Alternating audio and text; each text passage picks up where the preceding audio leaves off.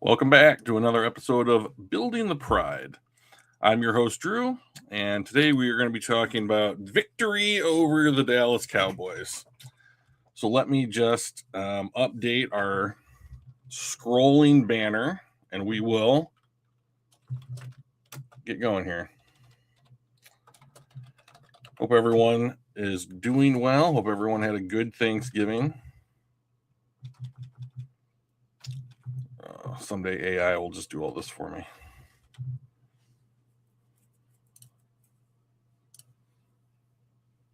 Oh, that's the wrong one. All right.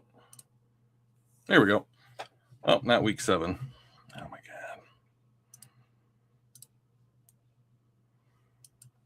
God. What was it? Week 14? Okay. So where was this last Thursday? Right? Thanksgiving.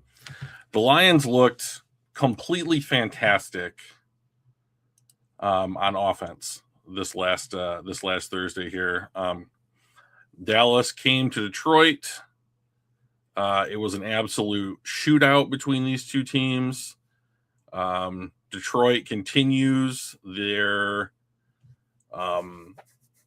win-loss streak that they've been doing here for the last 1, 2, 3, 4, 5, 6, 7, 8, 9 weeks in a row. We've had some kind of win-loss back and forth.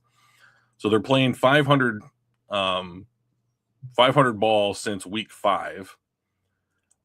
Next up, we have the Rams in Los Angeles. Somehow at 8-5, we are third in the division. Just doesn't seem fair. Why can't the NFC North be bad with everybody except us? Ho-hum. So let's take a look at the game just real quickly. Lions were 3 for 8 on third down. The fact that they had how many? 57. They only had 57 plays on offense. By contrast, the Cowboys had 76 plays. So 50% as many, again, than the Lions. And the Lions won by 2 scores. 3 for 8 on third down is not great, but I think it is better than what they have been doing over this stretch. The Lions are a first and second down team. If they are getting a first down, they're largely doing it on first and second down. I looked at some stats through week 12 that about the Lions' third down conversion percentage and fourth down conversion percentage this year compared to last year. And both the Lions' ability to convert on third and fourth down and their opponent's ability to convert on third and fourth down are going in the wrong direction this year. So I think that's a big reason why the team is struggling, is the team basically has gone from this kind of methodical down and distance team under Ben Johnson to this kind of first and second down, getting all the yards or having an explosive play, and then not being able to have the right down and distance or the right play call, or who knows what the situation might be on some of these third down calls. But they are not doing a very good job, not a good enough job, I think, to win the division, beat really quality teams, and take over. So let's continue on with the game review here. The tail of this game is the offense. So the Lions averaged 7.2 yards per play. It's pretty amazing. We had 100 rushing yards. They still had 8 penalties, now only for 50 yards. In comparison, Dallas had 7 penalties for 76 yards. So not as egregious yardage wise, but still pretty poor with the number of penalties. Now, and I will say, and I am not one to complain about referees or umpires in professional sports outside of baseball, where they're just completely terrible. But I thought the refereeing on in this game on both sides was really bad. There was a very weird offensive pass interference call against Dallas, and I'm having trouble. I should have written this all down, and there were numerous other calls that I'm like, the safety that Detroit had on Dak Prescott. It seems like Dak Prescott has some kind of angel on his shoulder when it comes to not taking safeties against the Detroit Lions.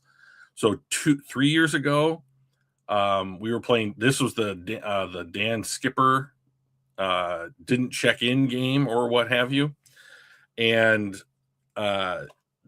Derek Barnes had Dak Prescott dead to right, like 3 yards deep in the end zone, and just can't tackle him. Now Dak's a pretty big guy, but that's Derek Barnes' job, And then instead of getting a safety, they hit CeeDee Lamb, who had on a broken coverage. He got like a 92-yard touchdown or some crazy number.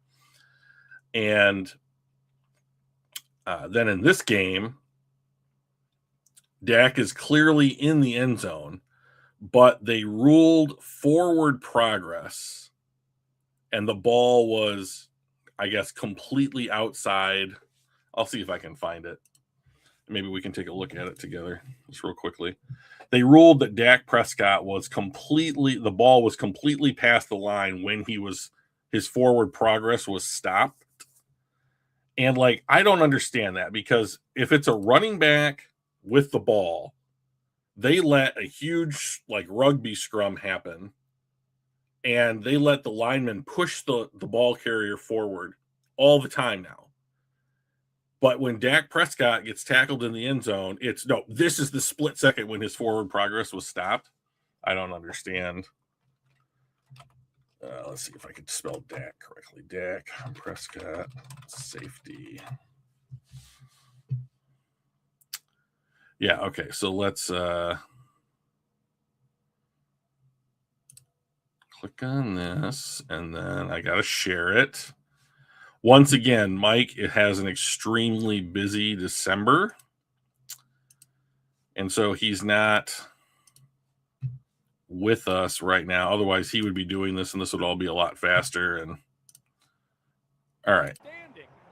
As a blitz pickup running back, but give Jack Campbell a lot of credit. He went right by him, brought one more than they could handle. And so let's look at this. Hang on one second. Finishing it with a big sack. Let's start at the beginning. They've had trouble getting okay, so there he is. They ruled that's his forward progress. Really good job. They bring 6. You bring 6, you get some. Jack Campbell gets him. Javonte Williams, Hutch is getting there quick. As a blitz pickup running back, but give Jack Campbell a lot of credit. He went right by. So they ruled that's his forward progress. Campbell's ends up finishing it with a big sack. Good to see if you're a Lions fan. They got after. Again, they've had trouble getting after the quarterback these last few weeks. They bring Campbell, who does a really good job. They bring Let's see 6. This next shot. I think is the. You get some one-on-one matchups, and Javonte Williams. So look where the ball is. As a blitz pickup. If the ball's on the line, it's a safety. And they said it was clearly not a safety. I don't understand it. Now Detroit got the ball back and scored a touchdown. So it's kind of hard to be like, no, it didn't work out for us. But I always want 2 points, and then for them to punt the ball from the 20. Remember, there was also that play earlier in the season where Detroit had a safety. They punted the ball, and because the ball fell outside the live area, I believe it's called, there was a I think it's unsportsmanlike. No, it's not unsportsmanlike. It must be unsportsmanlike. There was like a 15-yard penalty, and the Lions got the ball in the 10. So a safety leads to that happening. I have a hard time believing that Detroit wouldn't score the ball from the 10-yard line anyways, or what have you. And we have some relatively good special teams players, on this team. I think that, Detroit would have had a really good shot at scoring another touchdown. So anyways, I think that was a missed. I think this was a bad call. I just think it was a bad call. If you notice the Twitter feed or whatever, I refuse to call it X. The Twitter feed is at Rate the Refs. So if you have a if you want to go there and check them out, they might have more like, hey, the refs are doing a bad job stuff if that's your bag. Yeah, so I thought the refereeing was poor all the way around in this game. But I mean, other than that, like Detroit had all the stats point to Detroit being the superior offensive team in this game.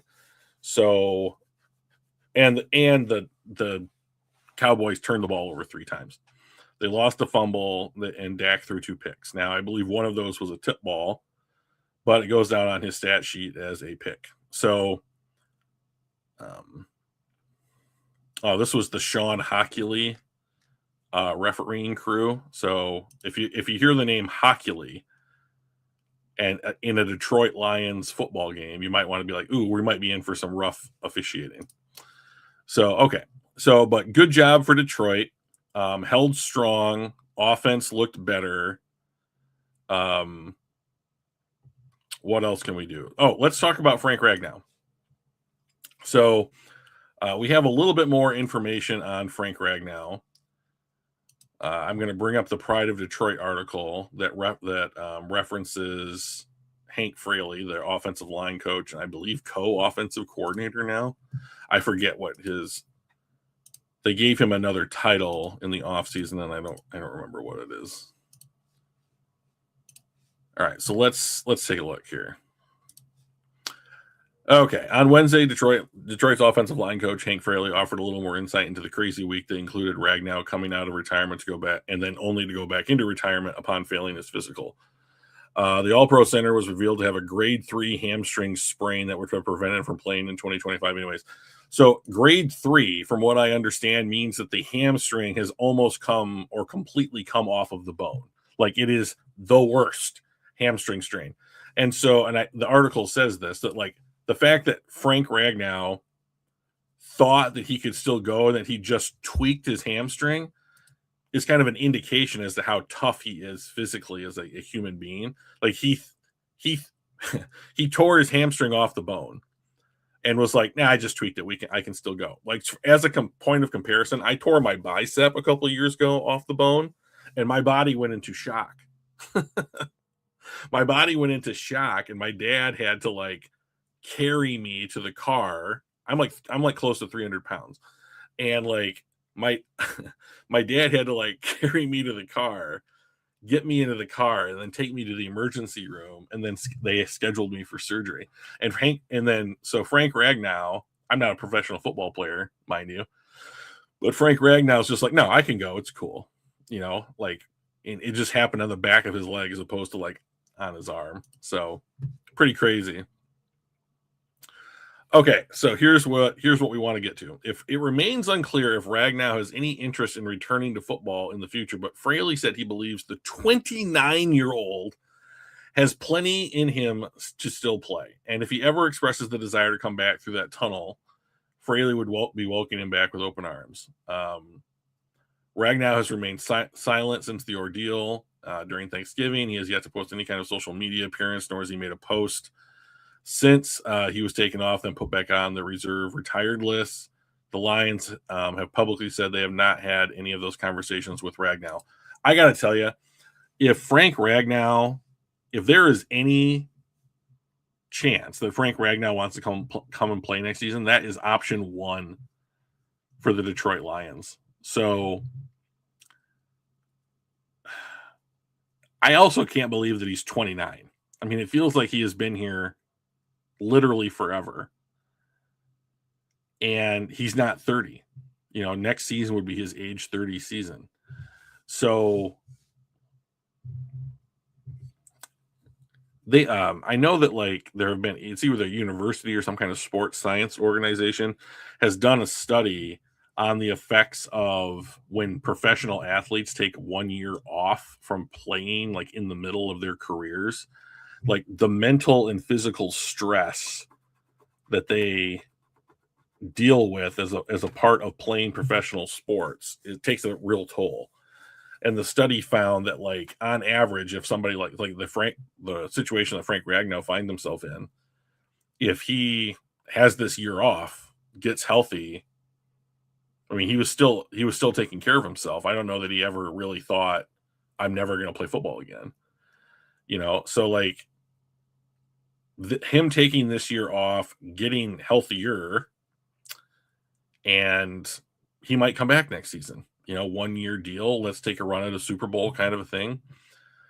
That would be excellent for the Lions. I mean, like that at that point, if you want to move Tate Ratledge, you could go into the season and say, Frank, you're welcome to be here as long as you want to be here. We're going to cross train Ratledge. Can you teach him how to play center in case, that at some point in the future you decide you don't want to be playing football any longer? And or you could draft. You could use a day 2 pick on a center, or sign a center. I would use a day 2 pick on a center and say, we're going to get your body right and basically have the kind of built-in backup plan that Brad Holmes usually likes to have at some of these position groups. And, have a plan in place for the next, 5 years, or, 3, 4, or 5 years, something like that. That would be great. Let's see. What else can we do here? Let's see if we can do the playoff predictor here. Playoff machine.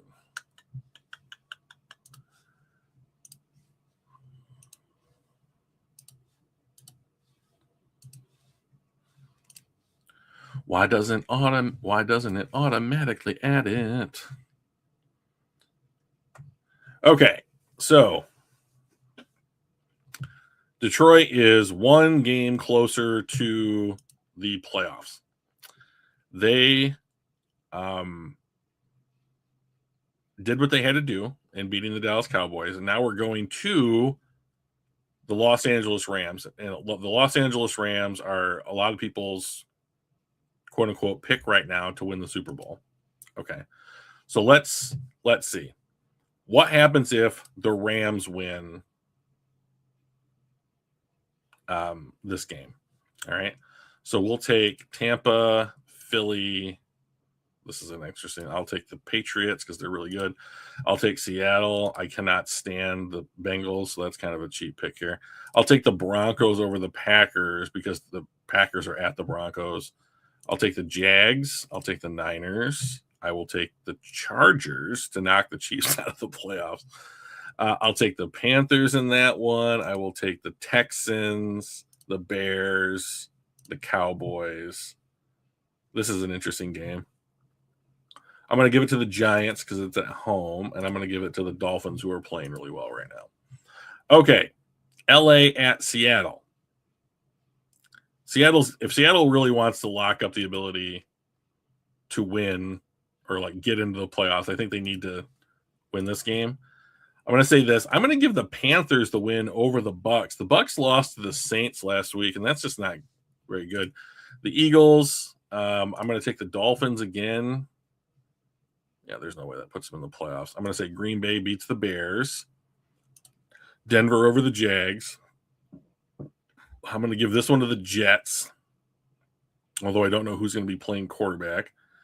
This is another crazy game because both of these two teams are so beat up at quarterback. I'm going to give this one to the Falcons. Bills, Texans, Chiefs over the Titans. Detroit wins at home against Pittsburgh. I feel like, and I know this can't be true, but I just feel like the Chargers played the Cowboys. I'll give it to the Chargers. I'll give this one to the Patriots. I'm going to give that one to the Giants, weirdly, and then the Niners. So if Seattle wins, they knock the Rams. They probably take over the division. So if the Rams win, it switches and nothing else switches. Okay, so Detroit, if they lose to the Rams next week in week 15 and then win against the Steelers, they're not in the playoffs. Okay, so week 17. Where are the Lions? Where are you? At the Vikings. Got to win this one. Okay, Dallas beats not the Redskins. That's racist. The Commanders. I'm going to say Jacksonville beats the Colts, who aren't playing very well right now. Miami at home. Denver over the Chiefs. Seattle over the Panthers. I'm going to give this one to the Chargers because it's at SoFi. I hate doing it. Bengals there, probably Green Bay. Let's have Vegas win a game. It doesn't matter. Bills. Ooh, I'm gonna give it to the Browns actually. Jets, Niners, Titans, Rams. Okay, so if the Lions lose to the Rams, beat the Steelers at home, beat the Vikings on the road, they would be the 7th seed and then have to go play the Packers. All right, week 18. Rams, Cowboys, Broncos, Bengals, Chiefs, Lions, Pats. I'm going to say the Saints for fun. Eagles, Bills. I'd like to say the Ravens. Why not? I'll say the Ravens. Packers. Ooh, Seattle and San Francisco. That's going to be an interesting game. I'll say Seattle. I really like Seattle. I think Seattle might be the most fun team to watch in the NFL this year. If you like watching good defense, they are just a lot of fun to watch. Okay, so here we go. So we have loss at the Rams and then them winning out, right? So let's see. If they lose to the Bears, they don't make the playoffs, right? If they lose to, so we put this back to them beating the Bears. If they lose to the Vikings, they make the playoffs if they beat Chicago. If they lose to the Steelers, okay. So what it looks like is the Lions if the Lions lose to the Rams, they have to win 2 out of their last 3, probably have to beat Chicago, right? So it probably comes down to that. So now I don't think that the Steelers are just a pushover, and for whatever reason, like who is the quarterback right now of the Minnesota Vikings? Is JJ hurt? Let's see. Home.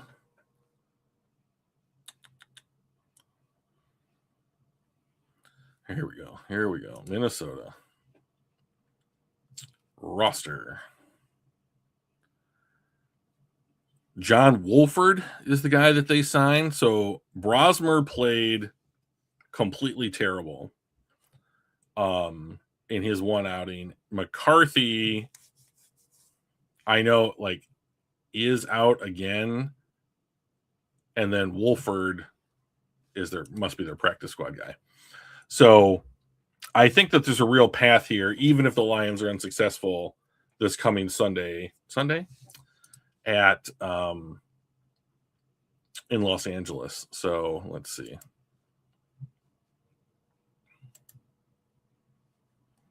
Teams, Lions, 12-14. That's 3 days from now. 2-3, which is a Sunday. So this Sunday at 4:25, the Lions, if they win that game, which I think that they can, it does, I think, an unbelievable amount to help their playoff odds. So fingers crossed. All right. So this Lions team is beat up, right? Let's take a look at what the health is here real quick for the Lions. So this is as of yesterday, Wednesday's practice. So Shane Zylstra, they've opened his evaluation clock. Now he's tight end 3, right? So remember, Sam Laporta is on IR, and Brock Wright had a trachea injury, which is just sounds horrible. And Brock Wright is eligible to return in week 18, which is the last week of the season, which would be at the Bears. Yeah. Giovanni Manu, he was working with trainers. They have not opened his window. Christian Mahogany has started his injury evaluation clock, so there is a chance that he could return this season. which would be, I think, probably a bonus. I mean, Coyote Owashika has been filling in. And Terrion Arnold had season-ending shoulder surgery. So hopefully Terrion will be fixed up and ready to go to start next season. Taylor Decker didn't practice on Wednesday because of his shoulder, but that's been going on most of the season. Alex Anzalone was sick, so we'll have to see about his availability for Sunday, depending on what kind of illness he had. Oh, and one thing we didn't talk about with the Dallas game, we lost Brian Branch for the season with an Achilles. He had successful surgery on his Achilles, I believe, yesterday. But this is a we'll have to see what his recovery window looked like. Remember last year at this time, Ali McNeil, Rodrigo, and who else? Somebody else all went down with like season-ending injuries. So I wouldn't be looking to get Brian Branch back until at least halfway through next season.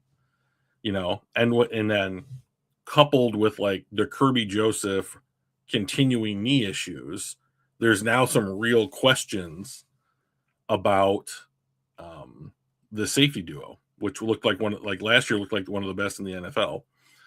And they've already committed to Kirby Joseph, and I can't imagine they're not going to re-sign Brian Branch, but they have to re-sign Brian Branch this offseason. I believe he's eligible for an extension, and because he was a second-round pick, you can't pick up an option. You could franchise tag him, I suppose. So we'll just have to see what they do there. Like, the timing of this injury makes it pretty difficult. Okay, so Campbell said they're always going to give you 8 to 12 months as a recovery window. So 8 to 12 months would put August, somewhere between August and December of next season. And if you split the difference, it's October, maybe early November. So it's going to be a while before we see Brian Branch again, unfortunately. Sione Vaki was at practice. Khalif Raymond returned to practice off his ankle injury. Shane Zylstra was there. Mahogany was there, as we kind of talked about. Owashika himself didn't practice Tuesday, practiced Wednesday, as did Kirby Joseph. And Thomas Harper is still, I believe, going through the concussion protocol. Harper suffered a concussion on the second play of Week 14, was forced from the game. A return to practice suggests he is progressing through the NFL's concussion protocol, but he likely needs to cross a few more steps before he is cleared to return. So I don't know who like the third or fourth string safety is on the team. I believe they cut Eric Hallett. We'll take a look at over the cap here in a second to see like who's on the practice squad right now. No longer on the injury report. St. Brown is off the injury report. He looked pretty good against the Cowboys. Kind of a surprise. Penei Sewell is off the injury report. His shoulder appears to be, it says Sewell's been nursing a few injuries for the last month and a half, so 7 weeks. And the Lions have preferred to take things easy with him. Glasgow, who's also returning to practice, has also been dealing with his own ailments the last few weeks, but has also been able to get through and start at center. Both should be good to go. And then as far as the Rams are concerned, like Devontae Adams did not practice on Wednesday due to a hamstring, and Byron Young has a knee. So we'll have to see. I mean, but once again, this is the Lions have a litany of injuries, nagging injuries at this time, and the teams that they're playing against just don't have nearly as many. They have some, but they just don't have nearly as many. So it looked just... I would like it if the Lions were at least, if it was like an equitable injury situation, which of course would be a vast improvement for Detroit, when it comes to how they're matching up against their opponents. But the team has good depth now. I think we've been impressed with players, especially like in the secondary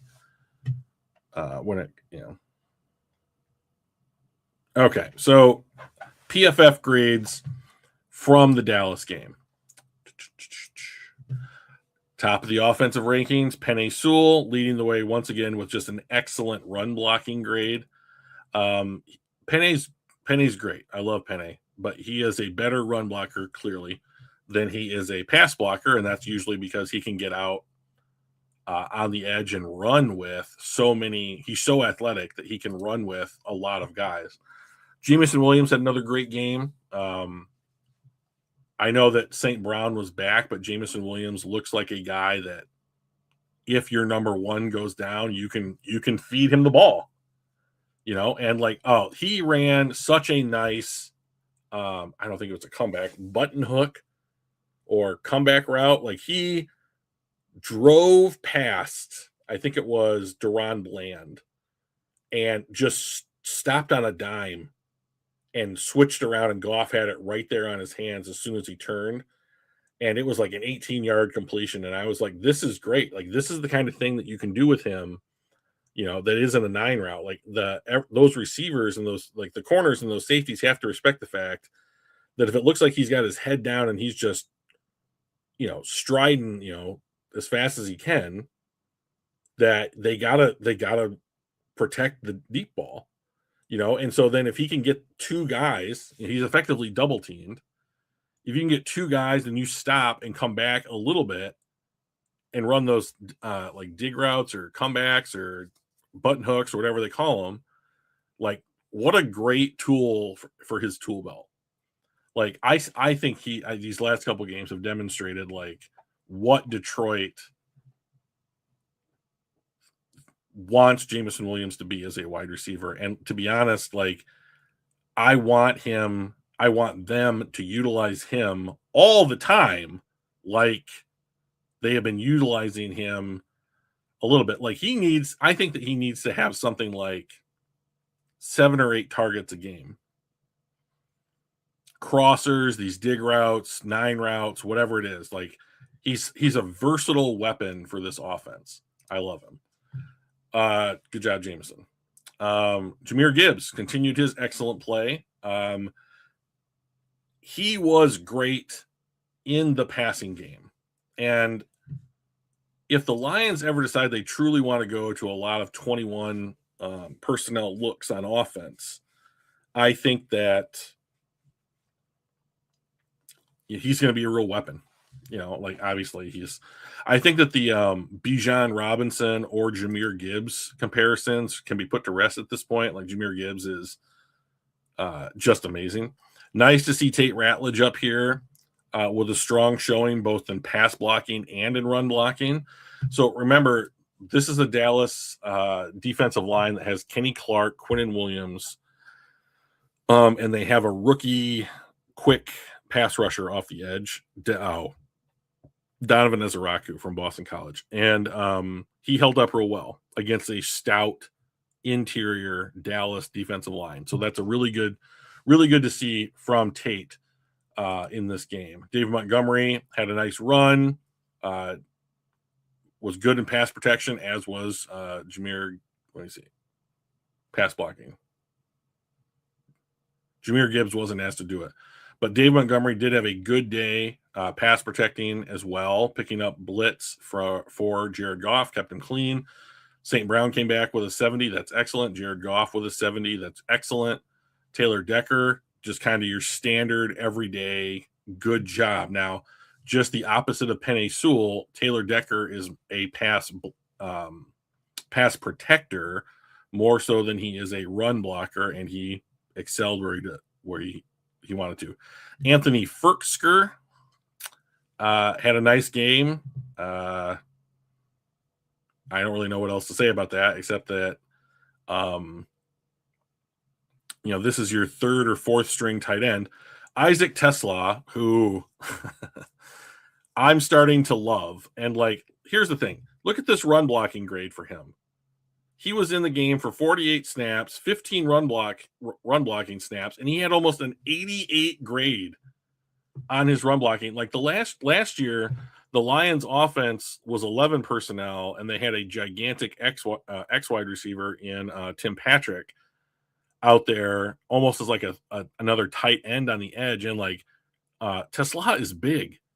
So and if he's going to be able to do this stuff and he's starting to get to it, I mean, he's going to have to see the field more. Like, I know that Raymond didn't play in this game, but when Raymond comes back, you can't just cut Tesla's snap count in half. Like, you have to he needs to be getting the lion's share of the snap count, I think, at wide receiver 3 now. Let's see. Tristan Colon, pretty decent. Had a hard time, but he is a backup's backup. Ross Dwelly also had a nice contribution in the pass blocking game. Tom Kennedy absolutely crushed it on kick returns. What a great job this guy did, putting the Lions in excellent field position to start. I was so impressed with Tom Kennedy, just a loyal practice squatter who just does whatever they want him to do. Like, it was so nice to see him get some great plays, and the team loved it. You could see him rally around him. Graham Glasgow did not have a great game. That's not a surprise. I mean, Dan Skipper did not have a great game, but he was very good in pass protection. And Miles Frazier, who returned from injured reserve, is getting some of his first work of the season. He got in at guard, had a rough time, but considering that it's his first or second NFL game against Kenny Clark and Quinnen Williams, it's not a surprise. So, but I'm glad to see that he got some snaps and we can start getting some tape on him and okay, this is what we want you to do, and coach him up, get him ready for next year. The Lions' depth at safety really needs to be highlighted because Avonta Maddox came in and just played wonderfully.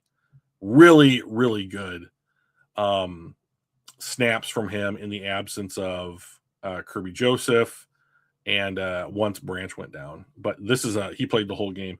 Aiden Hutchinson, I am on the opinion that Aiden Hutchinson needs a snap count now. He plays so many more snaps than other people at his position that I think that he's just getting worn out. And if you see that 28 grade right there, he's not tackling well. Now, part of that is that they don't really ask him to tackle well. They're just kind of here, let's light your hair on fire, go get the quarterback. But, at Michigan, at least, he was an effective run defender as well. And I don't understand why his tackling has been so poor this season. But he had, I think ESPN credited him with 10 pressures. ESPN gave him 9. So, no, the other way around. ESPN gave him 10. PFF gave him 9. Got good snaps from Tyrus Wheat and Daniel Thomas, who might end up being the free safety this coming week against the Rams. DJ Reader continues to excel. We're going to talk about DJ Reader here in a little bit. Tyleik Williams had a nice game. Got some snaps. And Al-Quadin Muhammad had 3 sacks in this game, cleaning up on the opposite side of Hutch. And for whatever reason, and we could go and look at Al-Quadin Muhammad's snap counts over the last 5 or 6 games. They're just not playing him very much. I don't know why. They continue to want to rotate guys in that position opposite Aiden Hutchinson, and I don't understand it because Al-Quadin Muhammad has been pretty effective. And I think he's a guy that has played his way onto the roster next season, and maybe a starter. Maybe you need to abandon this kind of Marcus Davenport edge setting player across from Aiden Hutchinson and just put another pass rush over there and just go. And maybe you have to sacrifice a little bit of the run defense to the edge. And we're going to talk about this a little bit as well. Because we're going to do a mock draft because I like them and Mike can't say no. Jack Campbell also had a poor day tackling, but I continue to just love Jack Campbell and the progress that he has made. Rocky Sin, another backup depth piece, played really well. He had a good day tackling, good in run defense, not as good as in coverage, but still pretty good. Anzalone was there. I don't think he's going to be on the team next year. DJ Reed had a pick, but he also got beat several times. Excuse me. Oops, I still got some coffee left. Derek Barnes had a nice interception off of I believe it was a Meek Robertson tip pass off of George Pickens, who, and let me just say this, and I mean this from the bottom of my heart, George Pickens is an absolute bitch. And I love the fact that the Lions made him look so unbelievably mortal in this game, and that he was barking at the refs and so clearly frustrated. And I usually don't try and take joy in like other teams or other players' miseries, but for whatever reason with George Pickens, I sure did. Marcus Davenport, this looks like a guy. He got 40 snaps. Rodrigo only got in for 1 or 2 snaps. He did a nice job tackling. So, Ali McNeil, you're down here again. Why? Because A, because you can't play run defense, and B, because what else are you doing that's good? I don't know. He's clearly coming back from an injury. He's starting to have good weeks versus bad weeks. When will they show up? We don't know. Hopefully he's just working himself back into the mix. Amik Robertson down here again. He made one nice play, but he got torched, and like when you're going up against, the aforementioned George Pickens and CeeDee Lamb, who are excellent wide receivers, I don't expect him to be a shutdown corner, but I don't expect him to play this badly either. Like, very clearly, he's a dude that you can pick on right now, and I don't understand why. And then Roy Lopez and Trevor Nowatzki, and it kind of rounded out the defense a little bit. But all in all, a good effort from all 3 phases from the Detroit Lions. Really happy with how they performed. And they're going to go, and I think they're going to go play LA. And like, I think I say this so often, but I think it's because the Lions are 100% dependent on it, is the Lions have to be able to run the ball against the Rams. They have to do it to keep Matthew Stafford in that offense off the field for any amount of time whatsoever. And then they're going to have to, if I was them, I would pick one guy and say Puka or Devontae Adams is going to be open all game, and the other guy's getting double or triple teamed. And okay, Matt, like, we're going to take away one of your options. You have to beat us the whole game with the other one. Can you do it? And I would blitz Matthew Stafford all fucking day. So just because like the 2 or 3 times that you get there probably will end drives, and so I think it's just about like how can the Detroit Lions limit the number of sustained possessions that the Los Angeles Rams have. So it's not. I don't think it's going to be. I think it's crazy. The Rams are much better this year than I thought they would be. I thought they were going to be actively bad, and like that team is playing very, very well. And so hopefully the Lions come out of SoFi with a win. But okay, I am going to do a mock draft. Why am I going to do a mock draft? I'm not doing it because I think that it's going to be accurate compared to what the Lions are going to do. I'm just going to use it as a tool to discuss the state of the Lions roster. Okay, so if the playoffs were, how come there's an 18th team? You guys see this? Look at this. It goes from 17 to 19. Why is that? Is there a tie at 18? There's not 2 19s. There's not 2 17. That's interesting. We'll do a 7-rounder. I will say I should probably have a rotation of mock draft simulators that we are using.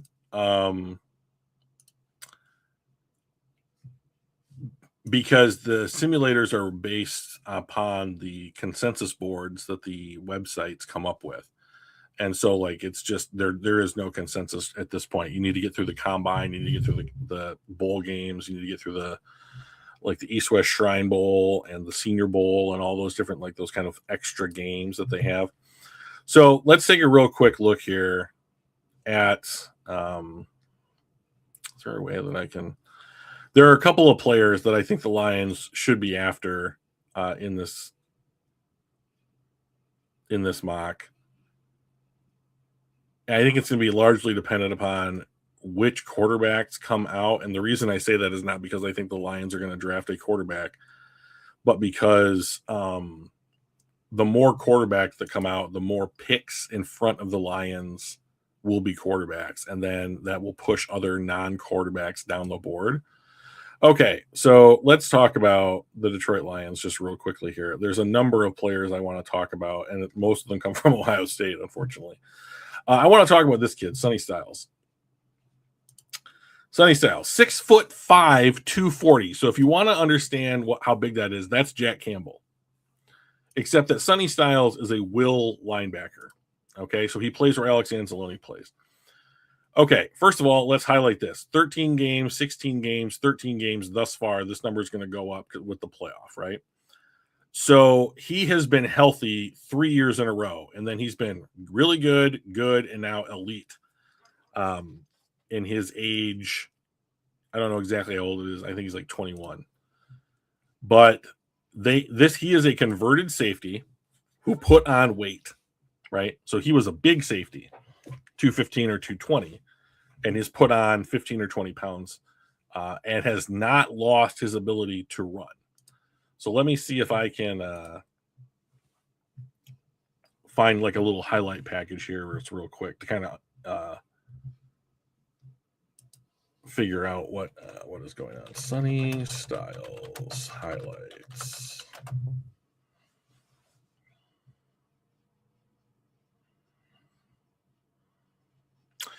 I think it's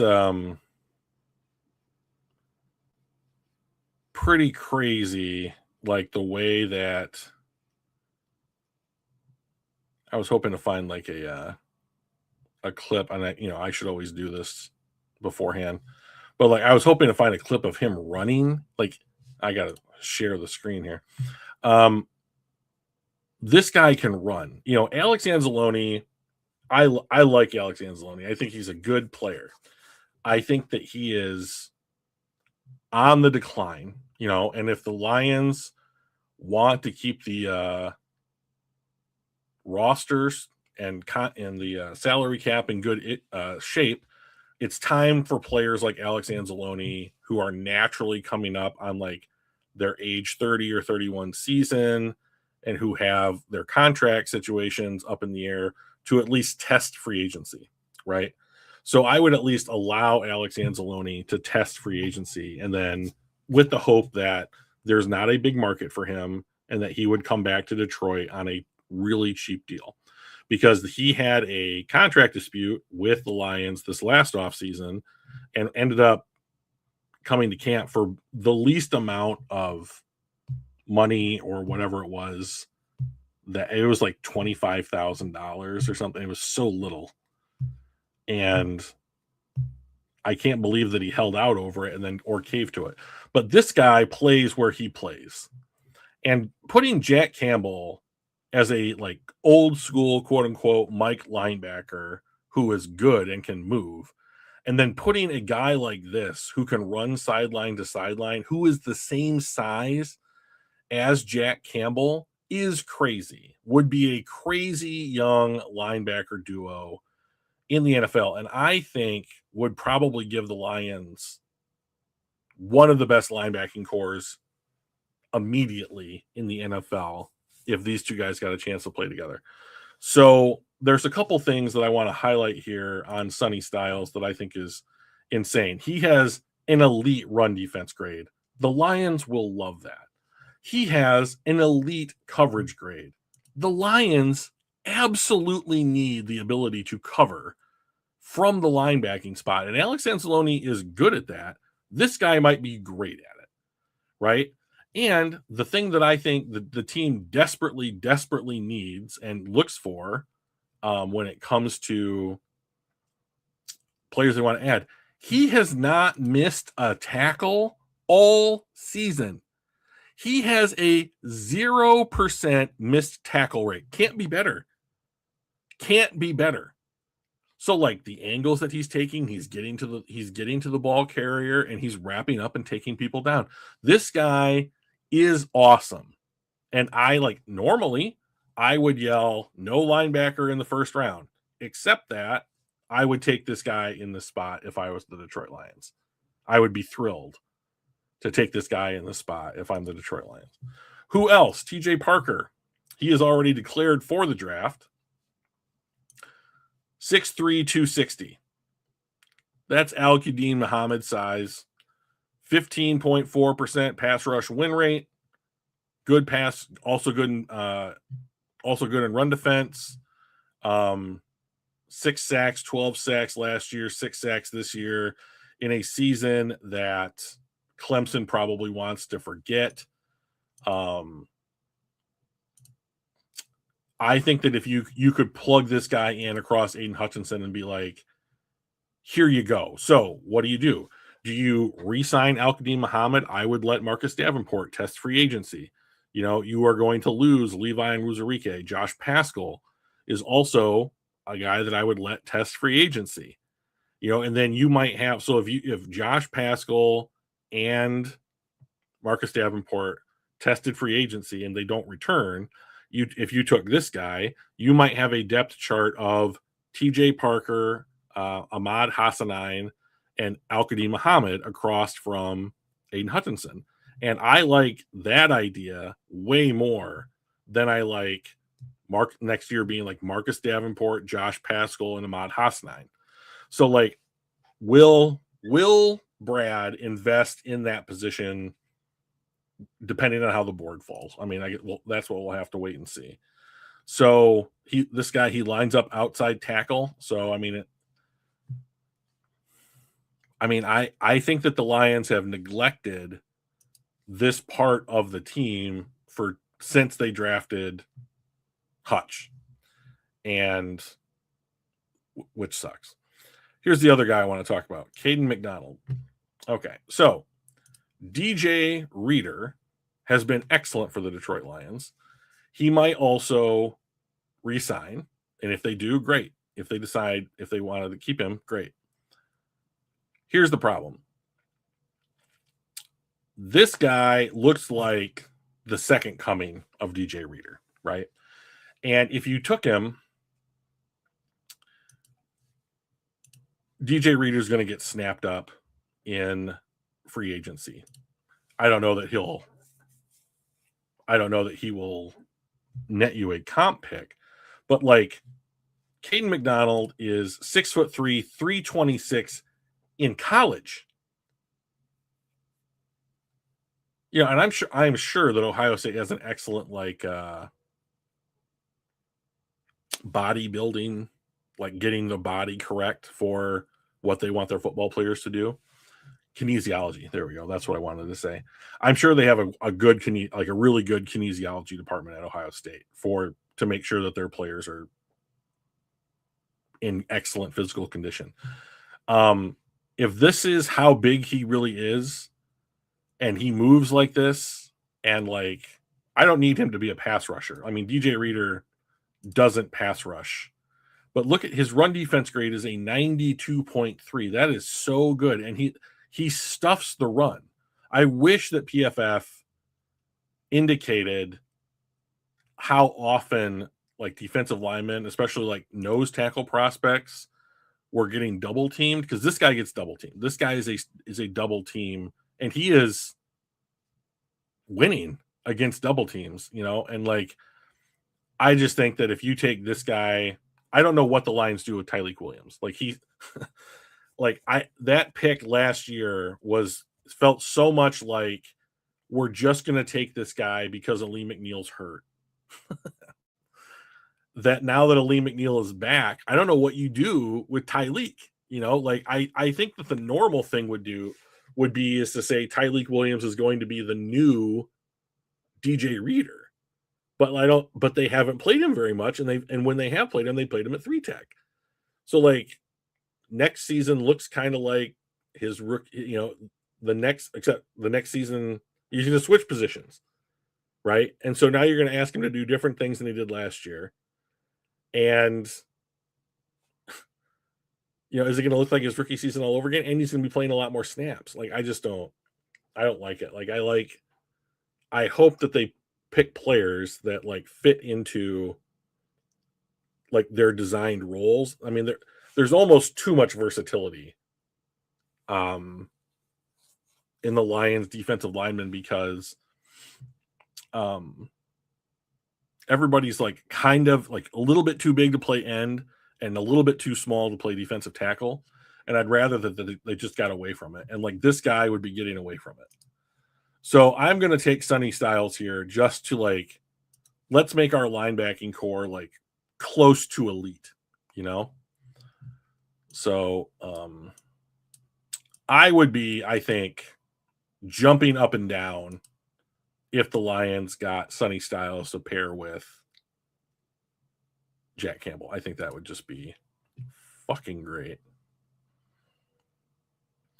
Okay, so what do the Lions do in round 2? Now, remember, we don't have a third-round pick because we traded 3 of them for Isaac TeSlaa, who I also think probably gets a big bump in playing time next year because Khalif Raymond his contract is also up.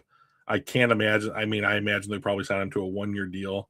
I do think with Khalif's skill set that if they let him go to free agency, he's probably getting a contract day 1 from somebody, maybe day 2. So what do you do? We took a linebacker in round 1. There's a couple things I think you could do here. Let's talk about, we have talked about Emmanuel Pregnon a little bit. This is a big dude for Oregon. 6'5", 318. Has only played left guard. So, okay. But Drew, the Lions have Christian Mahogany at left guard. Yep. You know, and Christian Mahogany has been good. Maybe Christian Mahogany is the guy that you trained to take over from Graham Glasgow. And this is your new left guard.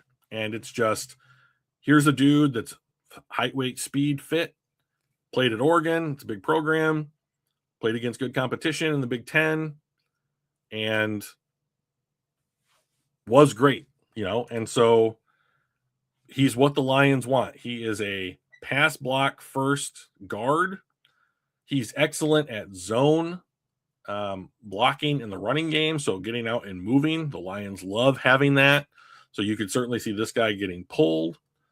Not as good against gap, but like when you play with, I think on the Lions offensive line, you're going to have a lot of help, you know. Has never given up a sack in college. So it's not the end all be all stat to look at for offensive linemen, but it's a good one. Caleb Tiernan from Northwestern, 6'7", 325. That is close to what Taylor Decker is, height, weight, speed. Pass blocking left tackle, you know, is how much longer does Taylor Decker have on the roster? Like, he is now pretty consistently hurt throughout the season, still playing pretty good. But at some point, like, is the war of attrition such that he's just like, I gotta call it. I'm tough, but I'm breaking down or whatever. So here is a guy that has played left tackle his whole career. He's got the right height, weight, speed. I know they have Giovanni Manu, who's in the running for, like, can this guy become a real NFL player? I think Giovanni Manu is the next Dan Skipper on this roster. Dan Skipper's contract is also up at the end of the year. And will they finally let Dan Skipper, retire and become a coach? Like, I would like Hank Fraley to have Dan Skipper as a coach on his staff. Would he come back? Would he accept a practice squad role? I mean, I don't know, but like, they've gone too long with this kind of like developmental project. Will or they or won't they work out kind of thing? And like, this would be a very clear, this is your backup left tackle. This only gets picked if, like, I think if they have a conversation with Taylor Decker and Taylor's like, yeah, I can only really see myself going another year or two, and then having to go. So here's another question. We have some questions at safety. So what do we do? So sounds like Kirby Joseph's knee is never going to be fully healthy again. And he's just going to have to manage pain, which sucks. Sorry, I hate that is what happened to Kirby. But like, here is a coverage safety who has had a wonderful year on a bad LSU team. And he kind of plays all over. He plays deep, he plays the box, he plays the slot. You know, you can line him up in a lot of different places. And like, he doesn't have elite. He's not an elite tackler, and he doesn't force a ton of incompletions, but he's an excellent coverage guy, you know, and also pretty good in run defense. And if we look at him, he's 6 foot 220. That is a big safety. Like, I believe Kirby Joseph is like 6'1", 190. Brian Branch is hurt, you know. So is this is this a guy that you can bring in and have him start? Because you're not going to have Brian Branch through most of next season. What will Kirby Joseph's knee look like next season? And then will guys like Nick Whiteside, Avonte Maddox, Rock Ya-Sin, Amik Robertson be back on the roster next season? They're all on expiring deals. And I think that the Lions would want to have some of those guys back. But like, if they have an opportunity, you know, if the Lions are offering 1 year, whatever, and like Jacksonville comes knocking with like 3 years for like 6, you know, 3 years, 18, you know, I would imagine a lot of those guys would take an opportunity to be a primary backup or a starter, you know, and have a good contract than like a continuing 1 year deal in Detroit. So we're just going to have to wait and see. So like, but like now the safety position has some question marks to it. Will you take a safety? And then so there's also Dylan Tieneman from Oregon, another Oregon guy, another coverage safety. You know, this guy, he played at Purdue for 2 years and then transferred to Oregon. That's kind of the world we live in now. 6 foot 200, so not nearly as big. Kamari Ramsey from USC, another Big Ten safety, another coverage guy. So this is another Kirby Joseph backup / replacement / help guy, you know. And so like, what do you want? Like, do you want, I mean, you know, those are all options. You know, you could take Jake Slaughter, a center, except he's 6'4", 300. I don't know if this is an accurate weight for him, but I have heard that he is quite slim, and for movement reasons. Like, he's an excellent pass blocker. The Lions are going to like that. He's good in zone running, which is going to be good for Jahmyr Gibbs, you know, but he suffers a little bit in gap, you know, but he has played a lot of snaps at center for Florida, you know. And like, do you just invest in a day 2 pick at center and just say, okay, like, we took, you know, Christian Mahogany's coming back. He's going to be our left guard. We're going to take Slaughter, and then we basically run the line back, and Graham Glasgow becomes like our primary backup next season, you know. Or, you know, what do you do? You know, like, which hole do you plug? You know, and so like, I tend to think that the O-line is the area that you need to make Jared Goff the best that he can possibly be. And like, I think that he's the biggest impact on this offense. Jared Goff, that is. So like, to me, I would probably take this guy, Pregnon, and say, I took Tate Ratledge in round 2 last year. I took Pregnon this year. We have a pair of guards that are going to develop that are pretty good over the next 3 years together. And we are going to figure out center. You know, we will trade for Eric McCoy. We would sign Luke Fortner. Will Connor McGovern leave Buffalo? You know, there might, you know, center is a position that ends up in the free agency pool. You know, so there will be an option for Detroit, I think, to sign in free agency. Could they make a trade? Do they go to the draft and invest a day 1 or day 2 pick, probably a day 2 pick, on a center? You know, so here we are now in round 4. We have taken a linebacker and a guard. So not the kind of draft that I typically enjoy doing, because I like positional value is kind of my first love, that kind of thing. All right, so here we have Keon Saab, who is a 6'1", 200-pound safety for the Alabama Crimson Tide. Started his career at Michigan. Excellent in coverage, not so good at run defense. Good tackler. Kind of lines up all over the field for Alabama. So like, is Keon Saab a potential starter? Is he a potential backup piece long term? If Brian Branch and Kirby Joseph are both healthy, like, is this a good like 3 safety look kind of player for the Lions? I tend to think that he could be. Xavier Scott, like, people, for whatever reason, people seem to think that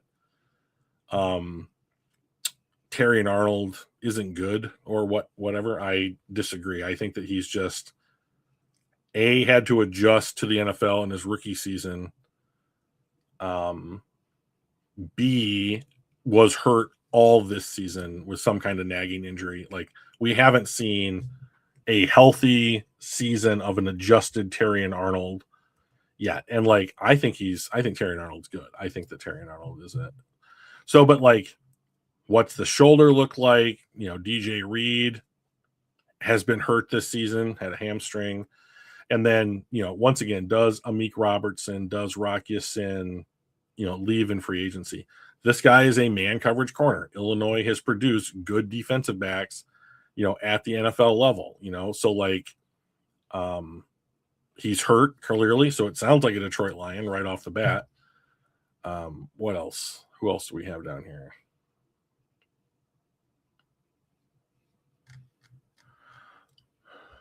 I'm going to take this guy from Illinois.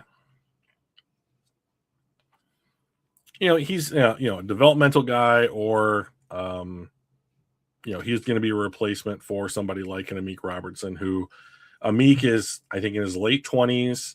He's played well at times for the Lions, and I think that he has said, like, if there is a cornerback needy team out there, you could talk yourself into Amik Robertson on like a 3-year deal for like,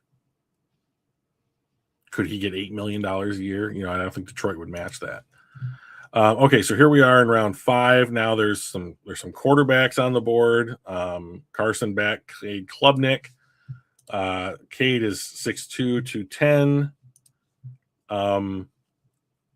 I think that he's a guy that you could plug into the Detroit Lions offense as a backup, like, and lose Kyle Allen and say, we're going to at least take a look at you for development in case the worst happens to Jared Goff. Carson Beck, 6'4", 220. That's closer to Jared Goff's size. Not as good under pressure. Not as good overall as Cade Klubnik. He played at Georgia and Miami.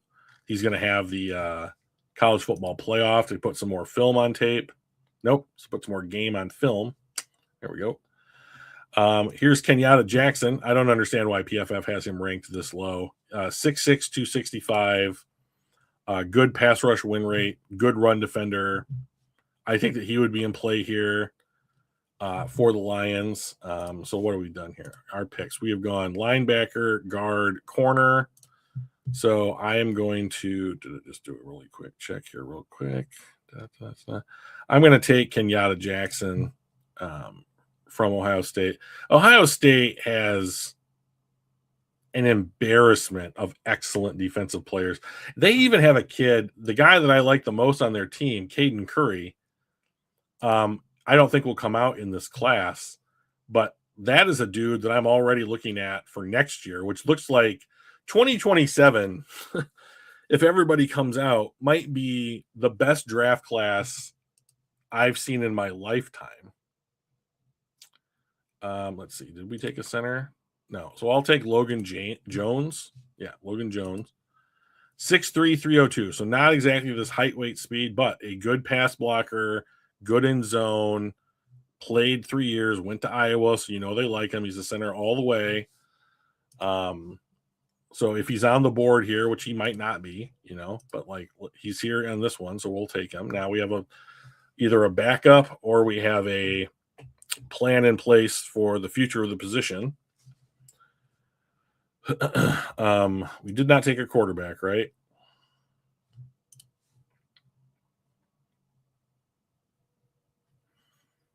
I don't want to hear anything about Diego Pavia. Nothing. Jermaine Matthews is not going to come out in the draft. He's going to go back to Ohio State. All right, here's a guy, Marlon Klein. His stats aren't great, but he's 6'6", 250. He has had awful quarterback play at Michigan in his time there. But like, I think that if you put a guy like that in an offense with a player like Jared Goff, and he's like your Shane Zylstra replacement, so your tight end 3, maybe he's your tight end 2 at some point. Like, I really like that. There's a guy, once again, from Ohio State. I think his name's Kaz Merrick. He's their tight end. He's like 260.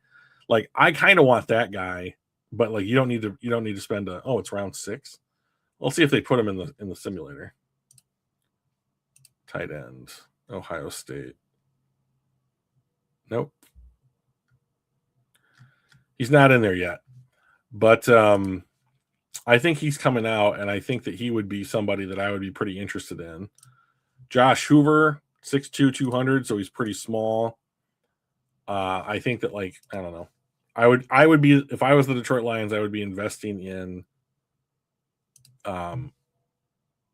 seeing what happens if I can develop another quarterback, what they tried to do with Hendon Hooker and it didn't work out.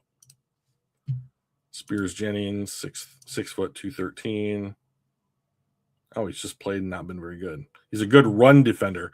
So this would be the Brian Branch backup / replacement, probably a good special teamer. I don't believe that we have taken a safety. Nope. Yeah, so I'll take this guy. And so there's a special teamer or maybe a safety. Oh, that was... Here we go.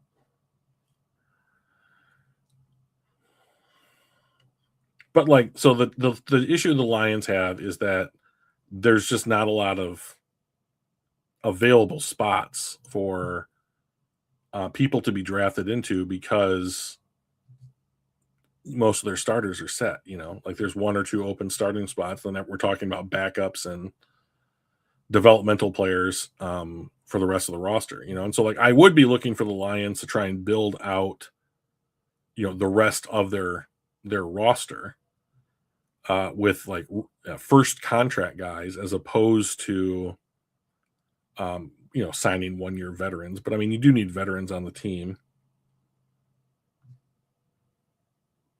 Don't know who I would go with here. Craig Reynolds is no longer on the team, so you could look at a running back as like a running back 3, running back 4 kind of guy. So who's Bryson Washington? 6 foot 2. Let's just take this guy.